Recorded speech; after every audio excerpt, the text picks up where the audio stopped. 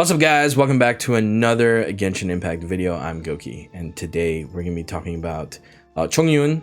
For all those who have been summoning for Zhongli, chongyun might be a constellation prize for you guys. You might have him at C4, C6. We're going to break down how strong he can be, how effective is he in certain parts of the game, and how strong will he be throughout the entirety or the lifeline of the game.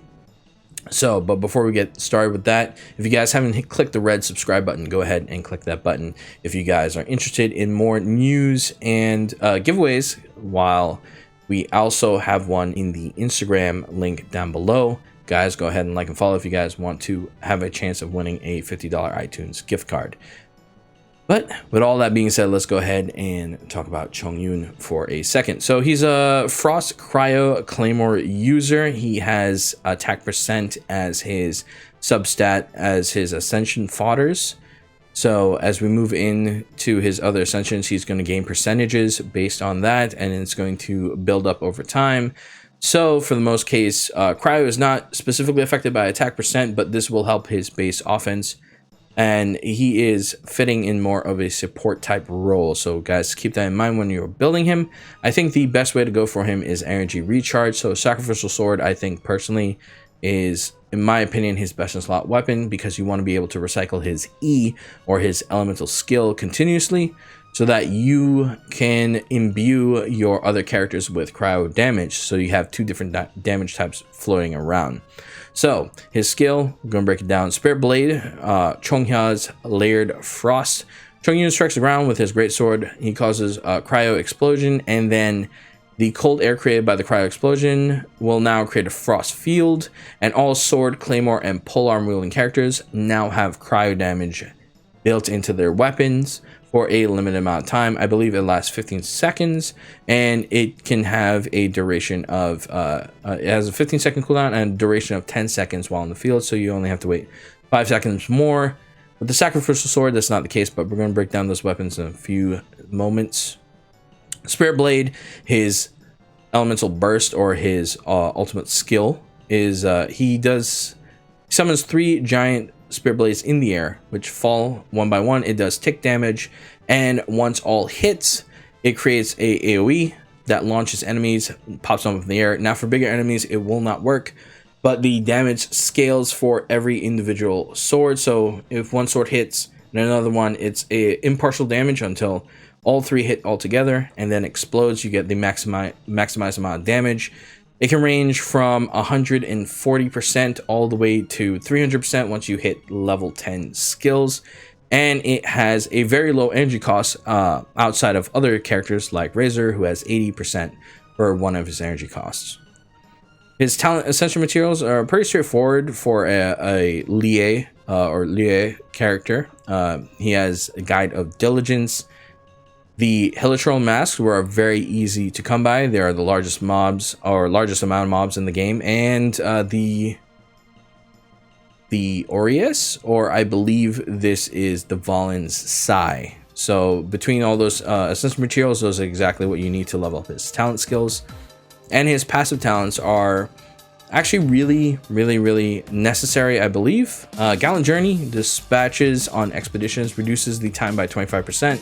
So instead of a full 20 hours, you get a 14-hour run for expeditions. And for his steady breathing, sword, claymore, and polearm wielding characters within the field created by the Spirit Blade have their normal attack speed increased by 8%.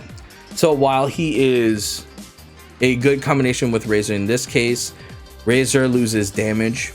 So it is probably best used with Jingling or Zhongli, who is on the current banner. It probably is going to be very good for a character like Zhongli. It increases attack speed even further and spam all his constructs and meteors. And Rhyme Chaser Blade, which this is his level 70 skill.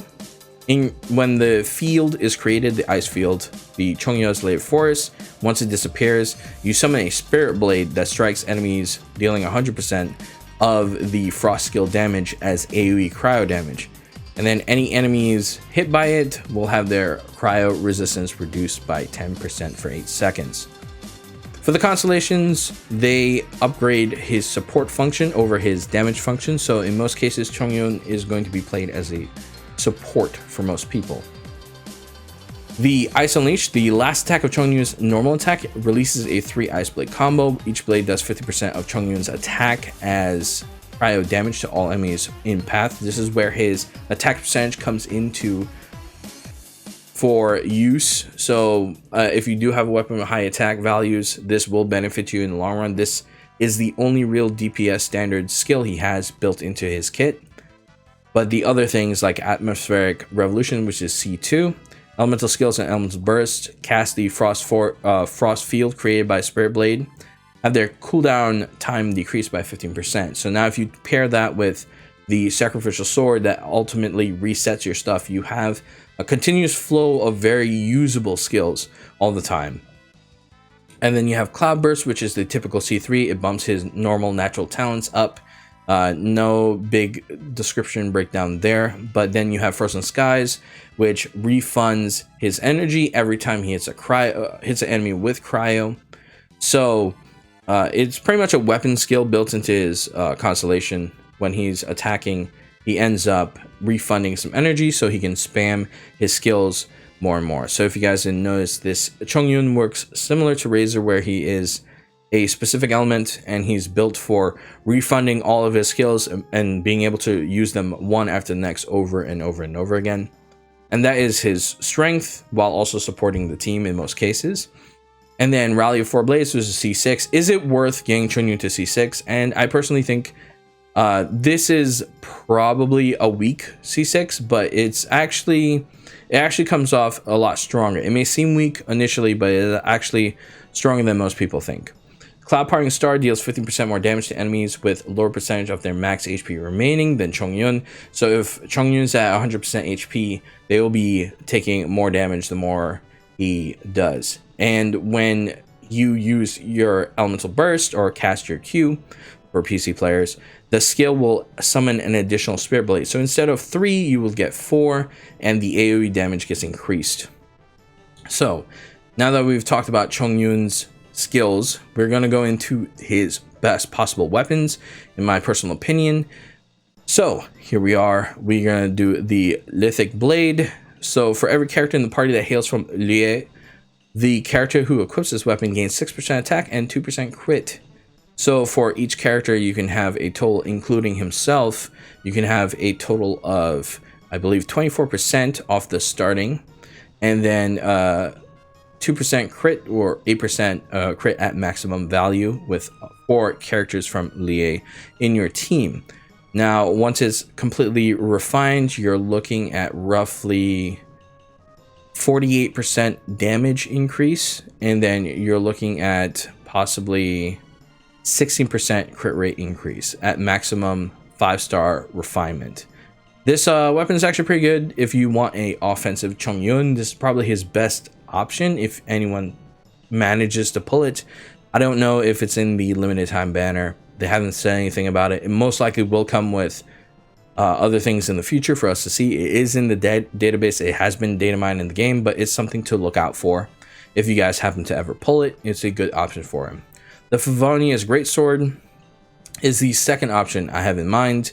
It works very well with his C4 skill of refunding the energy, and this allows you to spam your skills even more. This allows you to have a continuous stream of those skill spamming, and you'll be able to put down the fields to create cryo and increase your attack speed constantly with Chongyun, which is a good for something that doesn't have a lot of base stack, a very good thing to have.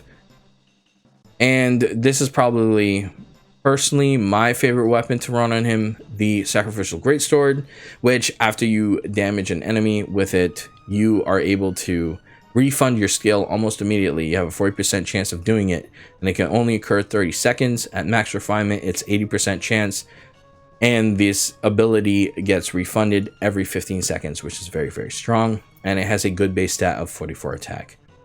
And for all the pay-to-win players, there is the Wolf's Gravestone. Now, we all know Wolf's Gravestone is probably the best Claymore in the game for most Claymore users, and for Chongyun, that still is a thing. It gives him an increased attack of 20% on hits, anyone with 30% HP less than, he will provide the party with 40% attack. So once he creates the cryo shield, he gives his team this buff. He can switch into a different teammate, and that teammate gets damage increase. So he's going to be using the support function for Wolf's Gravestone more often than not.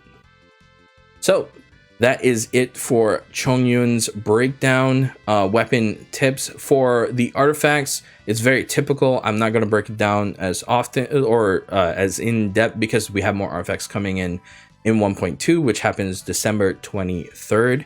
But for now, for the artifacts that you might want to use for him, you could use your typical Glad set. You can use your typical Wanderer set. Although Wanderer doesn't benefit him anyway, you can split between Glad and a critical set, or a Gambler set if you want to completely continuously refund his skills for him to use.